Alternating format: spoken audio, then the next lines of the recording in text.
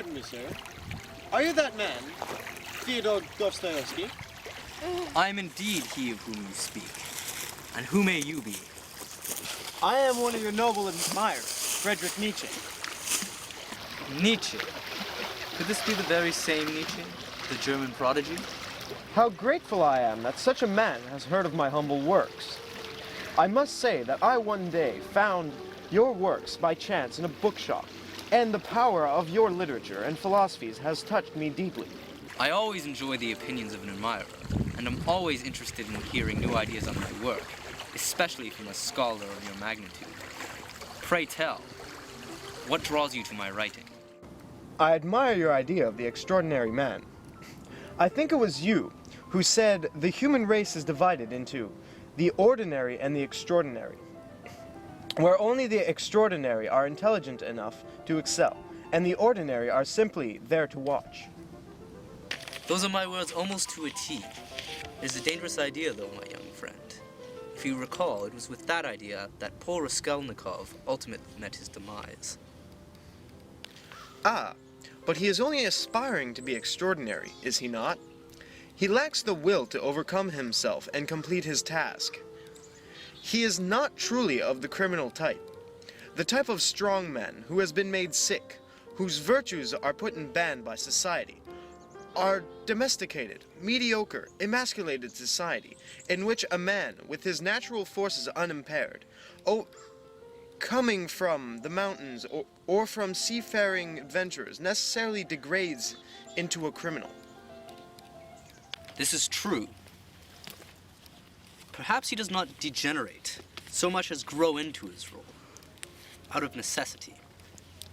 The extraordinary man is a criminal, yes, but he has a right. Not an official right, of course, but a private one, to allow his conscience to step across certain obstacles. And then, only if the execution of his idea, which may occasionally be the salvation of mankind, requires it. Yes, and he must step across not only obstacles, but his own boundaries, and in so doing, betters himself.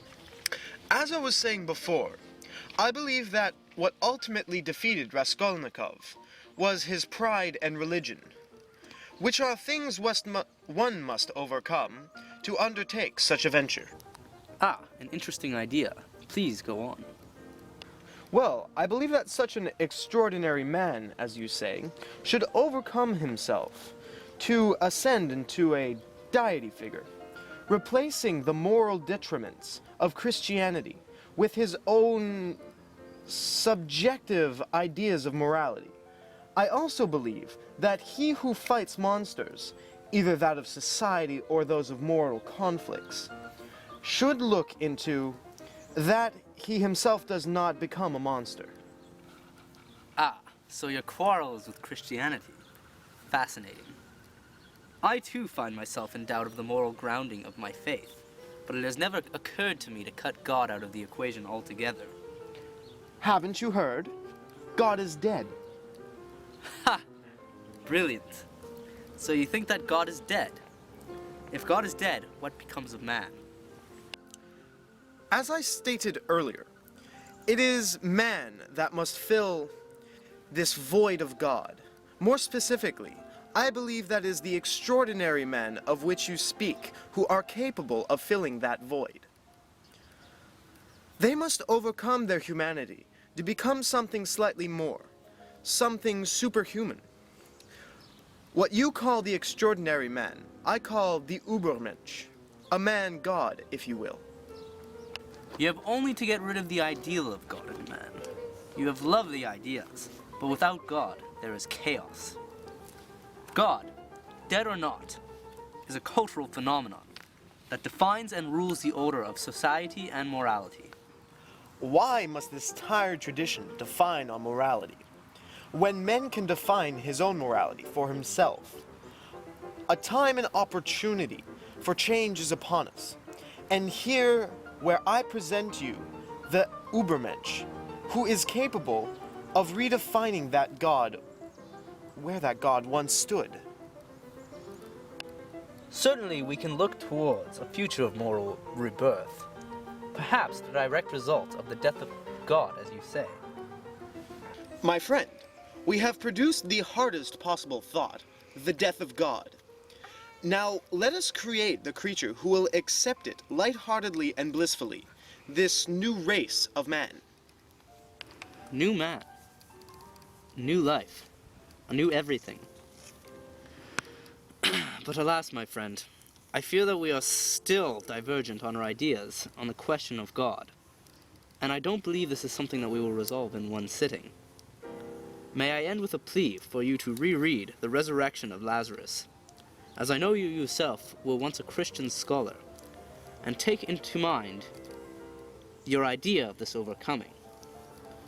You may still see that religion is an equal to your path of humanism. Lazarus overcomes himself with the aid of religion. You most certainly may not have the last word, sir. You have completely perverted my ideas to fit your own religious ideologies. If I may say, sir, that the path of Lazarus is one in which he is pitied at every turn. Even in death, he is pitied. Christianity is a religion of pity. Pity stands opposed to the tonic emotions which heighten our vitality. It has a depressing effect. We are deprived of strength when we feel pitied. The loss of strength, which suffering as such inflicts on life, is still another increased and multiplied by pity. Pity makes suffering contagious. Is this to say that you do not allow pity to enter your daily emotions? I pity those who do not pity. Did Sonia not take pity on Rascal? Did the jury not pity him to alleviate some of his sentence? What say you to this? I said all this before, my friend. Raskolnikov went about it in the wrong way. I do not believe in pity. His soul wanted blood, not booty. He thirsted for the happiness of the knife, but his weak reason understood not his madness, and it persuaded him what matter about the blood. Had he been true to himself, he would not have required such pity.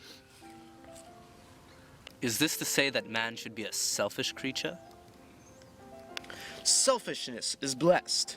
It is a celebration of the self. Many kind persons devote themselves to charity and to good deeds essentially to enhance their self-esteem and to make others feel ashamed of their selfishness, thereby secretly humiliating them and establishing over them their moral superiority. Fascinating stuff, my friend. But I've already stayed too long, and now must be off. But, before I go, as I've dabbled in some of your work, one quality of your literature in particular struck me as odd. Your work is inaccessible in terms of language. It occurred to me that any less educated man may not find meaning in your work. Wouldn't it be beneficial for you, and for everyone, to understand your fascinating theories? Grasp me, those who can grasp me.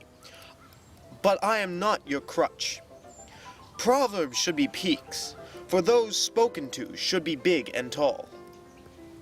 You never fail to amaze me, my newfound brother. I have some pressing matters to attend to, and must presently be off, post-haste. Farewell, O kindred spirit. May our paths meet again. Of all our quarrelsome disagreements, I am satisfied enough in our conversation to say that I have finally found an intellectual equal, whom I have searched for ages. You are an admirable man, and I hope to have the pleasure to speak more frequently now that we have been introduced by some cosmic coincidence. Farewell.